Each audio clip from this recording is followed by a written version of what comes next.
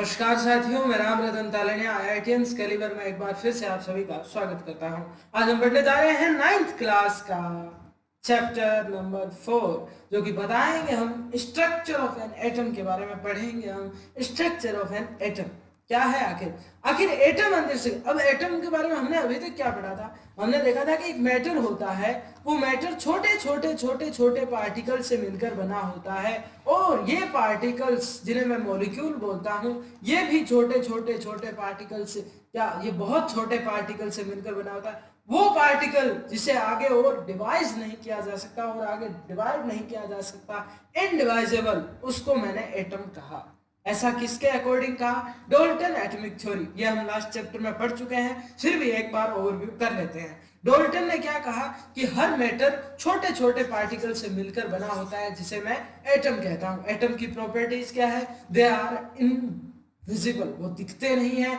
They are indivisible, वो बांट भी नहीं, उनको आप और तोड़ नहीं सकते। ठीक है, उसके बारे में उसने ये कहा कि एक के सेम होते हैं। तो ये प्रॉपर्टीज हम लास्ट चैप्टर में वैसे भी पढ़ चुके हैं। अभी के लिए इंपॉर्टेंट क्या है कि डाल्टन की आखिर थ्योरी हटा क्यों दी गई या फिर मानी क्यों नहीं गई, उसकी ड्रॉबैक क्या थी। पहले तो उसने कहा कि लेटर को डिवाइड नहीं किया, एटम को डिवाइड नहीं किया जा सकता, लेकिन बाद में एटम को डिवाइड कर दिया गया। एटम से भी छोटे पार्टिकल्स मिल गए जो उसके अंदर पाए जाते थे। ठीक है, फिर उसने कई बातें कही कि atoms of the difference this came into, उसने ऐसा कहा था कि एक ही एटम के सारे, एक ही एलिमेंट के सारे एटम सेम होते, सेम नहीं होते, लेकिन बाद में देखा गया कि अलग अलग एलिमेंट के भी कई एटम सेम होते हैं, तो उसके बारे में उसका कुछ नहीं था। तो इस तरह से डाल्टन की जो एटॉमिक थ्योरी थी वो रिजेक्ट हो गई। इस बारे में हम एक बार पहले पढ़ चुके हैं, अभी हमने सिर्फ ओवरव्यू किया है। अगर इसके बारे में पूरा जानना है, पूरा अच्छी तरह समझना है, तो चैप्टर नंबर 3 में पढ़ सकते हो। आगे चलते हैं कि आखिर एटम के अंदर रिसर्च चली, आखिर वो पार्टिकल्स जो मैं कहता हूं, जिसे मैंने नाम बताया आपको, प्रोटॉन, इलेक्ट्रॉन, न्यूट्रॉन, या आखिर कैसे इनकी डिस्कवरी हुई, उस बारे में बात करते हैं। पहले इलेक्ट्रॉन की बात। एक बार क्या है कि जे थॉमसन क्रूक्स ट्यूब, इस ट्यूब में खास बात क्या, हाई वोल्टेज है, और मैंने एक गैस ले रखी है अंदर। ठीक है, और प्रेशर भी मैं मेंटेन मैं ही कर रहा हूं। अब करना क्या है, अब वो कर क्या रहा है वो सुनो। उसने क्या किया, प्रेशर रखा पहले 1 एटमॉस्फेयर, हाई वोल्टेज है, यानी कि 10,000 के करीबन वोल्टेज है। ठीक है, अब उसने प्रेशर रखा 1 एटमॉस्फेयर, और उसने ये चालू कर दी बैटरी। तो अब जैसे ही आप देखोगे 1 एटमॉस्फेयर प्रेशर है, मुझे यहाँ कुछ चेंज नहीं दिखा। फिर मैंने प्रेशर को घटाया, 10⁻⁻2 तक ले गया। ठीक है, अब जैसे ही प्रेशर 10⁻⁻2 तक गया, तब मैंने क्या देखा, ये पूरी ही ट्यूब ग्लो करने लग गई। ठीक है, फिर मैंने इस प्रेशर को और घटाया, 10⁻⁻4 तक लेकर गया, तब मैंने देखा यहां कुछ ग्लो मिला। ठीक है, यहां मुझे एनोड के पास में कुछ ग्लो मिला। अब उस ग्लो, क्या वो ग्लो सही था या फिर मुझे ऐसे दिख रहा था? तो मैंने यहाँ पर एक ZNS की स्क्रीन रख ली, और इसमें एनोड में थोड़ा सा छेद कर दिया, तो इस स्क्रीन पर मुझे वो साफ दिखाई दिया। तो मुझे पता चल गया कि कुछ तो अंदर हुआ था। आखिर हुआ क्या था, उसके बारे में हम बात करेंगे। आखिर ये ग्लो कैसे आ गया, उसी बारे में हम अभी बात करेंगे। हमने क्या किया, पहले तो 1 एटमॉस्फेयर रखा, तब मुझे कुछ नहीं दिखा। 10⁻⁻2 पर पूरा ग्लो करने लगा, फिर 10⁻⁴ पर ग्लो हट गया, लेकिन एनोड के एंड पर कर रहा था, और उसे मैंने जिंक सल्फाइड स्क्रीन से मैंने चेक किया कि ग्लोइंग कर रहा था या नहीं कर रहा। ठीक, अब देखते हैं हुआ क्या था। एक्चुअली देखा क्या गया कि जब मैंने प्रेशर कम किया, वोल्टेज रखा, तो यहां से कुछ रेज निकल करके, कैथोड से कुछ रेज निकल करके एनोड की तरफ जा रही थी,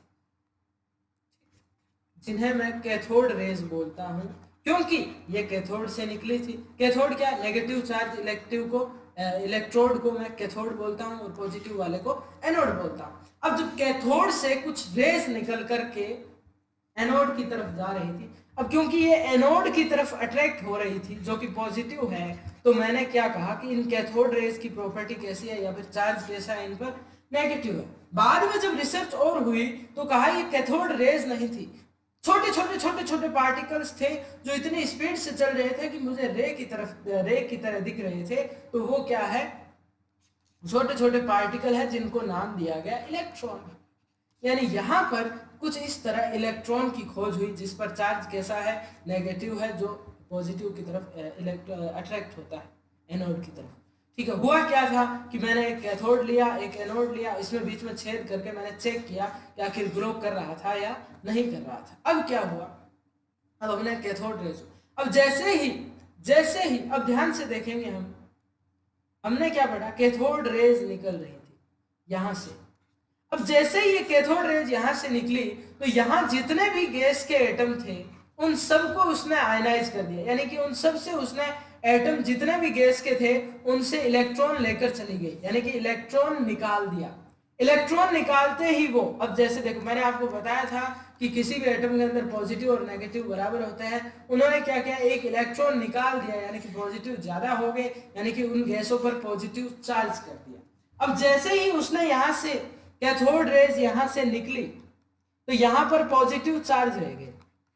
ठीक है, अब ये पॉजिटिव चार्ज है तो सीधी सी बात है यहां पर कैथोड की तरफ अट्रैक्ट होंगे, तो ये कैथोड की तरफ अट्रैक्ट होती है, कुछ रे दिखाई दी मुझे जिसे मैंने कैनाल रेज बोला। ठीक है, जिसे मैंने कैनाल रेज बोला, जो क्या थी, अब ये एनोड से नहीं निकल रही थी, ये बीच में ही आयनाइज्ड हुए गैस पार्टिकल्स थे जो कि रे के रूप में मुझे दिखाई दे रहे थे। बाद में जब पता चला वो रे नहीं थी, छोटे छोटे पार्टिकल्स मिलकर बने हुए थे जिसे मैंने कहा प्रोटॉन, अब जिसकी प्रॉपर्टी क्या है, पॉजिटिव।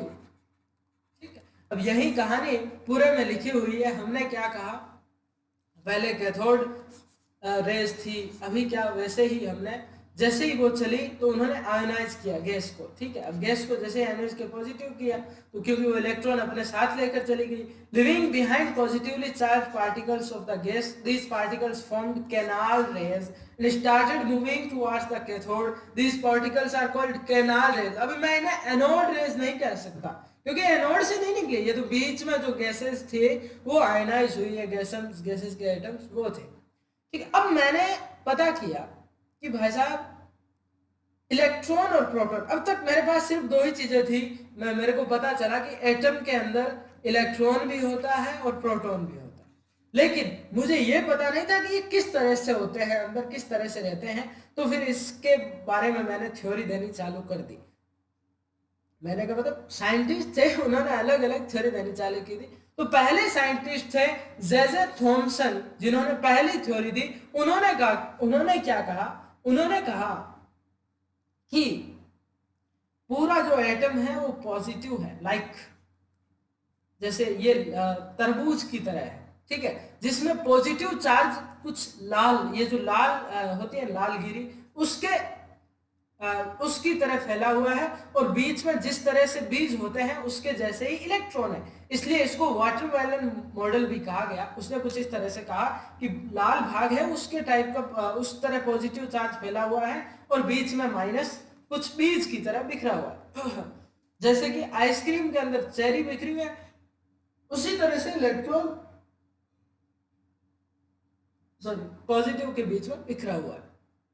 ठीक है, उसने क्या कहा कि according to him an atom is a positively charged sphere, गोला है positive charge, in which negative charges are present at certain places like plums in pudding or cherries in ice cream, and this model was rejected because he could not explain the major points. अब ये reject क्यों हुआ, जब लोगों ने पूछा कि तूने क्या कहा कि पॉजिटिव फैला हुआ है बीच में कहीं कहीं नेगेटिव पड़ा है, तो आप सब जानते हो कि पॉजिटिव को तो क्या करता है, आपस में डिस्ट्रैक्ट करते हैं, पॉजिटिव नेगेटिव आपस में अट्रैक्ट करते हैं। ठीक है, अट्रैक्ट करते हैं, अब अट्रैक्ट करके एक होकर के ये डिस्चार्ज भी हो सकते हैं। तो लोगों ने कहा कि तूने क्या कहा कि पॉजिटिव के बीच में नेगेटिव हो रहा है, अगर ऐसा है तो फिर अपोजिट चार्ज मिल क्यों नहीं जाते, ठीक है, स्टेबल क्यों नहीं। He could not explain the distribution of charges and stability of atom, as we all know that opposite charges attract each other, so how come it possible that few negative charges remain scattered in this positive। अब कैसे हो सकता है कि इतने positive के बीच कुछ negative पड़े रहेंगे, वो अगर नेगेटिव है मिल जाएंगे, ठीक है, क्योंकि अट्रैक्शन बहुत ज्यादा है। ठीक है, तो उसके बाद रदरफोर्ड का मॉडल आया। रदरफोर्ड ने क्या किया, रदरफोर्ड ने एक प्रैक्टिकल किया उसने हीलियम के न्यूक्लियस लिया, उन्हें अल्फा पार्टिकल्स लिए। अब अल्फा पार्टिकल्स है क्या? हीलियम का न्यूक्लियस है, हीलियम न्यूक्लियस, ठीक है। हीलियम का न्यूक्लियस मतलब पॉजिटिव चार्ज है, हीलियम न्यूक्लियस है, ठीक है। उसने प्रैक्टिकल क्या किया?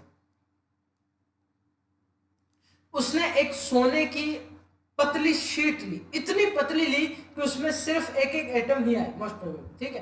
तो उसने वो शीट ली और प्रैक्टिकल किया, ठीक है। उसने कुछ अल्फा पार्टिकल्स डाले। अब वो पार्टिकल्स क्या है, कहीं तो शीट में से निकल गए अलग अलग तरीके से, कहीं एक दो वापस आ गए, और उसके बाहर उसने ये क्या देखने के लिए, ऑब्जर्वेशन के लिए बाहर शीट रखी ZNS की, जो भी रखते हैं हम, ठीक है, फ्लोरो स्क्रीन रखी। In order to understand the structure of an atom, Rutherford performed the scattering experiment. For this, he took a gold foil and passed alpha rays through it. Gold foil actually consists of many gold atoms, so it is at an individual level we are considering the observation through an atom. Alpha rays are actually positively charged rays. अब हुआ क्या था वो देखो। जैसे कि gold foil के अंदर गोल्ड के छोटे छोटे एटम थे, जिसमें से अल्फा पार्टिकल निकले। तो कई अल्फा पार्टिकल सीधे निकल गए, कई मुड़ गए, किसी चीज से टकराकर मुड़ गए, जो चीज बताती है कि कोई, अब जैसे देखो अल्फा पार्टिकल क्या है, पॉजिटिव है। पॉजिटिव तभी मुड़ेगा जब उसे कोई पॉजिटिव चीज से टकराएगा, ठीक है। पॉजिटिव तभी मुड़ेगा जब, यानी कि अंदर कुछ तो पॉजिटिव है जिससे टकरा करके मेरे सारे जो भी अल्फा पार्टिकल्स जो है वो रेज है, अल्फा रेज है, मुड़ रही है या फिर टकरा करके दूर भाग रहे हैं, कुछ तो पॉजिटिव है।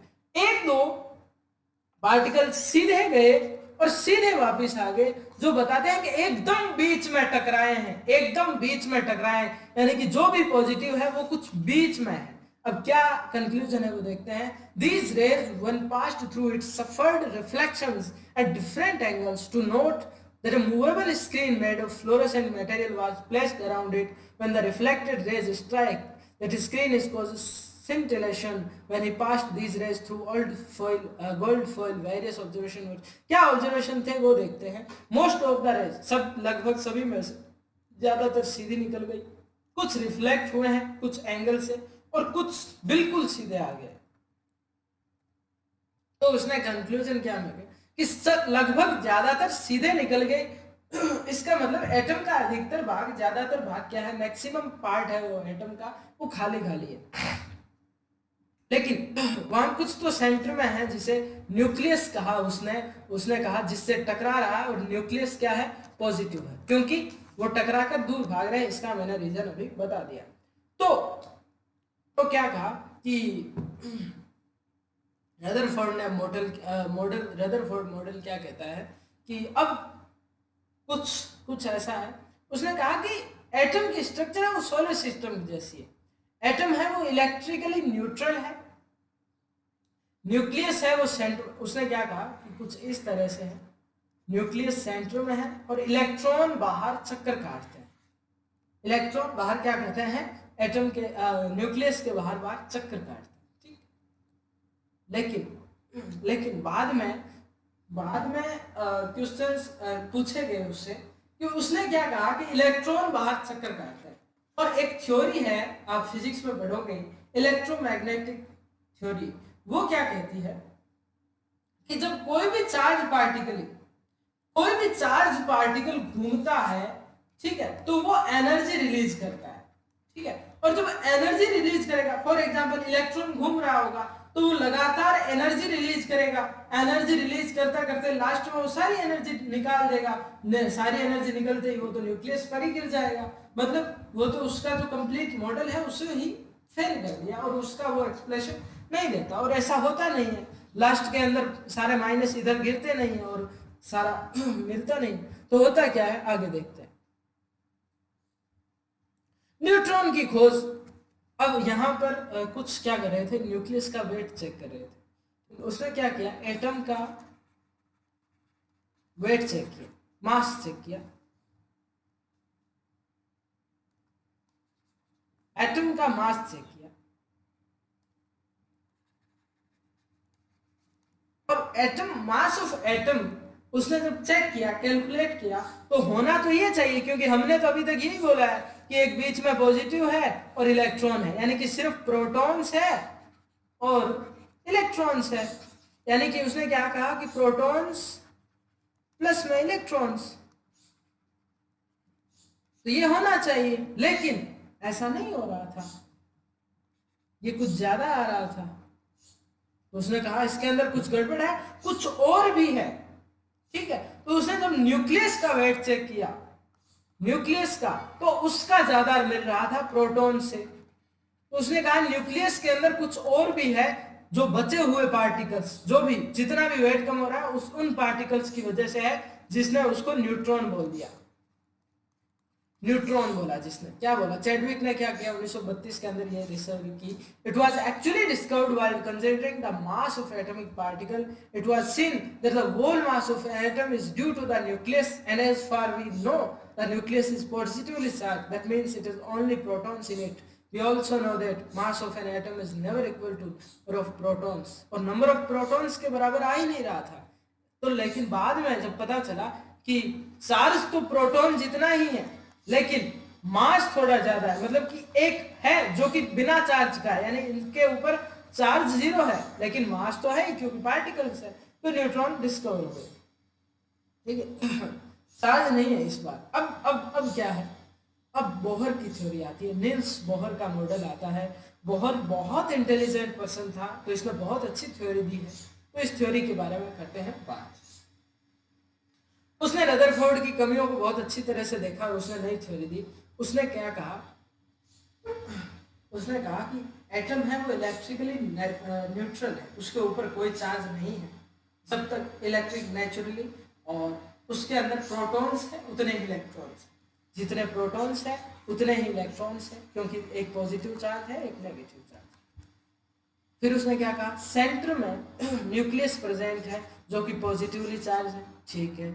इन the nucleus protons and neutrons were present. आपने देखा वजन थोड़ा ज्यादा था, तो सेंटर के अंदर प्रोटॉन्स और न्यूट्रॉन रहते हैं, जिसे मैं कॉमन रूप से न्यूक्लियस बोलता हूँ, ठीक है, जिसमें प्रोटॉन के पास पॉजिटिव है, न्यूट्रॉन नेगेटिव है, नो चार्जेस है, न्यूट्रॉन के पास कोई चार्ज नहीं है। न्यूक्लियस के बाहर इलेक्ट्रॉन चक्कर काटते हैं, और इलेक्ट्रॉन चक्कर कुछ अरेंज तरीके में काटते हैं। उन्होंने अपनी अपनी एक शेल बना रखी है, जैसे कि पहले, जैसे कि ये न्यूक्लियस है, उसके बाहर उन्होंने कुछ ऐसे सेल बना रखे हैं। एक सेल का नाम के ले लेता हूं, एक का नाम एल ले लेता हूं,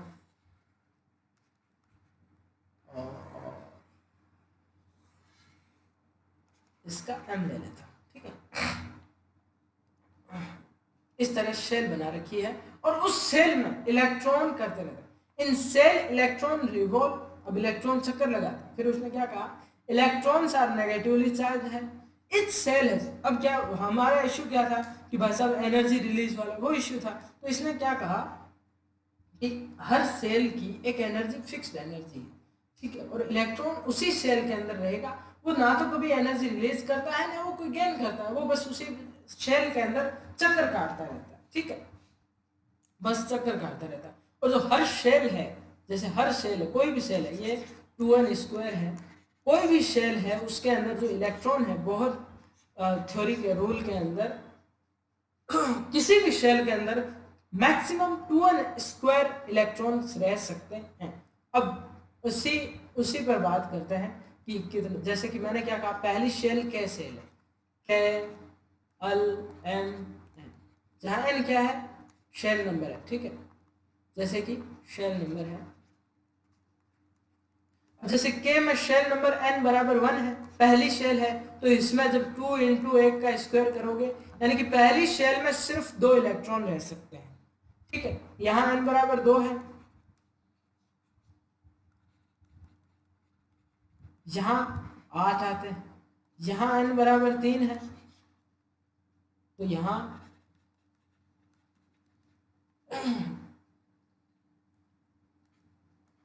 18 है, ठीक है। इसी तरह आगे चलती रहती है। तो पहली शेल में 2 इलेक्ट्रॉन आएंगे मैक्सिमम, और दूसरी में 8 इलेक्ट्रॉन, तीसरी में 18। लेकिन ये सब हायर स्टडीज में आपके आगे आएगा, अभी आपको बस इतना ध्यान रखना है कि पहली शेल में 2 इलेक्ट्रॉन आएंगे, दूसरी में भी मैक्सिमम 8, तीसरी में भी 8 ही आएंगे, चौथी में, आगे जितनी भी शेल है 8 ही मैक्सिमम आएंगे। अभी आपके लिए इतना ही है, ठीक है। जब आप हायर स्टडीज में जाओगे तो इसका मतलब समझ जाओगे कि आगे क्या चेंज होते हैं और क्या थे, ठीक है। तो हम अभी क्या, एक शेल में 2, उसके बाद 8, उसके बाद 8, ठीक है। बात करते हैं एटॉमिक नंबर की। कुछ डेफिनेशंस है, इंपॉर्टेंट डेफिनेशन है, वो हमें पता होनी चाहिए। बात करते हैं एटॉमिक नंबर, जिसे मैं जेड से निरूपित करता हूं, जेड से दर्शाता हूं। तो है क्या atomic number? Atomic number number of protons है एटम के अंदर, उसे मैं एटॉमिक नंबर बोलता हूं, ठीक है। फिर मास नंबर, जिसे मैं ए से बोलता हूं, ये क्या है? Sum of protons and neutrons present in the nucleus of an atom, ठीक है। इलेक्ट्रॉन्स का मास एक्चुअली बहुत बहुत मतलब बहुत बहुत कम होता है, तो उस वजह से मैं उन्हें हर कैलकुलेशन में बीच नहीं डालता। तो मैंने मास नंबर करके अलग ही टर्म बनाई है, जिसमें मैं क्या लेता हूँ? Sum of protons and neutrons present in nucleus of an atom, ठीक है। तो अब किसी भी एटम का एक रिप्रेजेंटेशन है। जैसे सोडियम का मैं Na है, ये तो उसका सिंबल है, लेकिन एटम का रिप्रेजेंटेशन क्या है कि उसके पैरों में एटॉमिक नंबर आना चाहिए, Z आना चाहिए, प्रोटॉन्स का नंबर। और जो A है, ठीक है, वो क्या है? Protons plus neutrons mass number आना चाहिए, ठीक है। जैसे कार्बन का है 6 है, यहाँ पर 12। तो इस तरह से कार्बन को रिप्रेजेंट किया जाता है, ठीक है। अब इसी तरह से मैंने क्या कहा, बोहर के मॉडल में हमने पढ़ा था, हम पढ़ेंगे अभी इलेक्ट्रॉनिक कॉन्फ़िगरेशन। हमने क्या कहा था, अब हम पढ़ेंगे तो हम कुछ इस तरह से है, 2 8 8 हमारा यही रहेगा, ठीक है। फॉर एग्जांपल सोडियम के अंदर है 11 इलेक्ट्रॉन, ठीक। अब 11 इलेक्ट्रॉन्स को आप अरेंज करो, पहले में 2 आ गए, फिर कितने बचे? 9, फिर 8 आ गए, फिर कितने बचे? 1, तो 1, ठीक है। इस तरह से आप, ये इलेक्ट्रॉनिक कॉन्फ़िगरेशन है कुछ इस हिसाब से, यानी कि सोडियम के न्यूक्लियस के बाहर पहले शेल में 2, फिर दूसरे में 8, और 8 के अंदर भैया स्टेबल रहते हैं, मतलब 8 में सब खुश रहते हैं, क्योंकि वो पूरा पूरा भर जाता है, ठीक है। उनसे ज्यादा ना पसंद है ना कम पसंद है, लेकिन अगर 8 आ जाए तो सब खुश है, ठीक है। उसी तरीके से जैसे सोडियम का कर दिया, वैसे सबका कर सकते हो। जैसे कि hydrogen, helium, lithium, boron, carbon ले लो 6, तो पहले में 2 आ गए, फिर दूसरे में 4 आ जाएंगे, ठीक है। उसी तरह से किसी का भी ले लो, ऑर्गन ले लो, ऑर्गन आएगा आपके 18 नंबर पर, तो 2 फिर 8, 2 10, 10 फिर ये आ गया 2 8 8। इसी तरह से आप किसी का भी ले सकते हो। और नंबर कैसे याद रखना, मैंने कहा था 30 नंबर तक तो आपको याद ही रखना है, ठीक है। तो एटॉमिक तो इलेक्ट्रॉनिक कॉन्फ़िगरेशन है, उसकी कहानी क्या है वो बता देता हूं मैं। जैसे कि मैंने सोडियम का कहा, मैंने कहा क्या कहा, 2 8 1। देखो 8 है वो सबसे स्टेबल है, 8 के अंदर एटम, हर कोई एटम जाना चाहता है कि मैं 8 के अंदर चला जाऊं, और वो जाना भी चाहेगा, क्योंकि 8 उसका सबसे अच्छा स्टेबल है, उसका घर भर जाता है, वो यही चाहता है। अब होता क्या है इसके लिए वो कितने भी इलेक्ट्रॉन लेने के लिए तैयार है, कितने भी इलेक्ट्रॉन देने के लिए तैयार है। मेरे कहने का मतलब देने या लेने की एक लिमिट है, उसके बारे में हम बात करेंगे। जैसे कि मैं क्लोरीन की बात करता हूँ, ठीक है, उसका 2 8 7। सोडियम की कहानी क्या है, मैंने क्या कहा 8 होने चाहिए, अब वो चाहे उसे,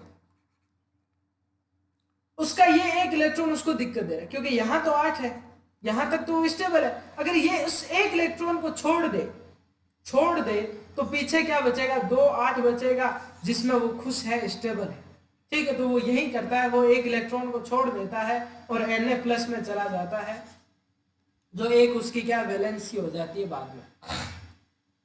अब वैलेंस इलेक्ट्रॉन कौन से होते हैं? जो सबसे बाहर वाली शेल के जो इलेक्ट्रॉन होते हैं उसको मैं वैलेंस इलेक्ट्रॉन बोलता हूं। उनमें वो कितने रिमूव करता है, कितने लेता है, कितने एक्सेप्ट करता है, कितना डोनेट, वो उस पर डिपेंड है, वो उसकी वैलेंसी होती है, ठीक है। अब क्लोरीन है, क्लोरीन क्या है, साथ दे तो नहीं सकता, देने में बहुत बड़ी संख्या है, लेकिन हाँ वो एक इलेक्ट्रॉन ले जरूर सकता है, क्योंकि उसके लेते ही 2,8,8 हो जाएगा, जो कि एक अच्छा, सारे कंप्लीट है, 8 हो जाएंगे, स्टेबल हो जाएगा। तो वो क्या करता है, Cl माइनस के रूप में रहना पसंद करता है, जिसकी वैलेंसी माइनस है। ठीक है, तो इसी तरह से ये लेना देना पसंद करते हैं। अब कितना क्या है ये आप समझ गए। ठीक है, आगे चलता हूं। वैलेंसी अब क्या है, combining capacity of an atom. ये वैलेंस सेल इलेक्ट्रॉन्स पर डिपेंड करता है कि उसकी कैसी है। दो तरह की होती है वैलेंसी, इलेक्ट्रोवैलेंसी, कोवैलेंस। ठीक है, इलेक्ट्रोवैलेंसी कैसी है, जैसे कि क्लोरीन की होगी, सोडियम की होगी, जिसमें इसने इलेक्ट्रॉन डायरेक्ट दे दिया और क्लोरीन ने इलेक्ट्रॉन डायरेक्ट ले लिया, कोई दिक्कत नहीं है, इन्हें बोलता हूं मैं electro valency that attend by losing और गेनिंग। कई बार लेना देना मुश्किल पड़ जाए, जैसे कार्बन का ही देख लो, उसके पास 4 इलेक्ट्रॉन, अब उसको या तो 4 छोड़ने पड़ेंगे या 4 लेने पड़ेंगे। अब 4 लेने देने में बहुत बड़ी संख्या, वो क्या करता है, किसी और को कहता है कि अपन दोनों के पास 4-4 है, अपन दोनों अगर शादी कर ले तो अपने घर में 8 इलेक्ट्रॉन हो जाएंगे। ठीक है, और अपन स्टेबल हो जाएंगे। तो वो कैसा रहेगा, फिर क्या कहता है, कोवैलेंस कुछ इस तरह का ही है। वो क्या कहता है, कार्बन क्या कहता है कि मेरे पास 4 इलेक्ट्रॉन, ये रहे 4। ठीक है, सबको बताता है मेरे पास 4 है, 4। जो बाहर वाले हैं वो हमेशा सबको दिखते रहते हैं कि इसके पास 4 है, इसके पास 8 है। 8 वालों को दुनिया कहती है तो स्टेबल है। ठीक है, लेकिन 4 वाला बड़ा दुखी है। तो क्लोरीन कहता है कि मेरे पास 1 है। फॉर एग्जाम्पल क्लोरीन कहता है कि मेरे पास, क्लोरीन दिखा रहा है कि भैया मेरे को 1 चाहिए,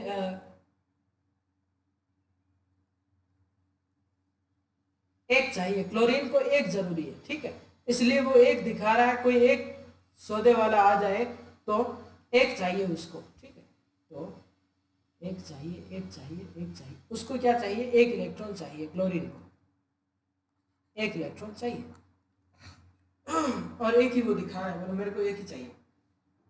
ठीक है, अब कार्बन कहता है कि अगर मैं तेरे साथ शादी कर लूं तो ये तेरे वाला जो बाहर दिखा रहा है वो भी मेरा हो जाएगा और मेरे वाला तेरा हो जाएगा। यानी कार्बन 4 क्लोरीन से शादी करके, अब कार्बन के अंदर ये 4 और इन चारों से भी ले लिए इसने, तो ये 8 हो जाएंगे। अब अगर हर क्लोरीन का देखोगे, क्लोरीन के अंदर भी अब ये गिना जाएगा तो इसके भी पूरे 8 हो जाएंगे, इसको भी 1 इलेक्ट्रॉन मिल गया, तो सारे क्लोरीन का भी ऑक्टेट कंप्लीट हो गया। उससे 8 मिल जाते हैं तो उसको ऑक्टेट बोलते हैं। तो सारे क्लोरीन का भी ऑक्टेट कंप्लीट हो गया, कार्बन का भी कंप्लीट हो गया। इस तरह जब शेयर किए जाए, जब शेयरिंग ऑफ इलेक्ट्रॉन्स हो, तो उसे मैं कोवैलेंस कहता हूं। ठीक है, फिर आते हैं कुछ डेफिनेशंस हैं, वो हम पढ़ेंगे। पहली है आइसोटोप। आइसोटोप क्या होते हैं, जिनके सेम एटॉमिक नंबर हो लेकिन डिफरेंट मास नंबर हो, यानी कि मास डिफरेंट हो पर एटॉमिक नंबर। जैसे कि हाइड्रोजन का देख लो फॉर एग्जांपल। ठीक है, हाइड्रोजन में क्या होते हैं, 3 तरह के एटम मिलते हैं, जिसमें एक में तो ये एक होता है, लेकिन दूसरे इसका प्रोटियम बोलते हैं, इसको ड्यूटेरियम बोलते हैं, इसको ट्राइटियम बोलते हैं। ठीक है, प्रोटियम, ड्यूटेरियम, ट्राइटियम। अब होता क्या है कि इन सब के, तीनों के ही एटॉमिक नंबर तो समान है, सेम है, लेकिन एटॉमिक मास नंबर है वो डिफरेंट है। और यही इन्हें ही मैं क्या बोलता हूं, आइसोटोप बोलता हूं। आइसोटोप के एप्लीकेशंस आपके सामने हैं, यूरेनियम 235, कोबाल्ट 60 वगैरह के सबके एप्लीकेशन आपके सामने हैं, और प्रॉपर्टीज भी आपके सामने हैं। The number protons. अगला टाइप है, उसके बारे में जानते हैं, आइसोबार। आइसोबार क्या है कि जिनके मास नंबर तो सेम हो लेकिन एटॉमिक नंबर डिफरेंट हो। यानी कि जैसे कि मैं ये देखो, ये कार्बन का है और ये नाइट्रोजन का। इनके मास नंबर सेम है लेकिन एटॉमिक नंबर डिफरेंट है, इनको मैं आइसोबार बोलता हूँ। ठीक है, ये ध्यान में रखना, याद रखना। जैसे सोडियम और मैग्नीशियम है, इसी तरह ये भी। फिर आते हैं आइसोटोन, जिसके अंदर इलेक्ट्रॉन्स क्या न्यूट्रॉन्स की काउंट सेम हो। जिसके अंदर क्या होता है, न्यूट्रॉन सेम नंबर में हो तो उन्हें बोलते हैं। जैसे कि कार्बन, नाइट्रोजन, ऑक्सीजन, तीनों में ही 8 न्यूट्रॉन है। ठीक, तो आइसोटोप, आइसोबार, आइसोटोन ये इंपॉर्टेंट है, डेफिनेशन याद कर लेना। और वीडियो पसंद आए तो लाइक कीजिए, चैनल को शेयर कीजिए, सब्सक्राइब कीजिए, आगे आप सभी अपने दोस्तों तक पहुंचाइए। और आज यही हमारा 4th चैप्टर यही खत्म होता है। बहुत बहुत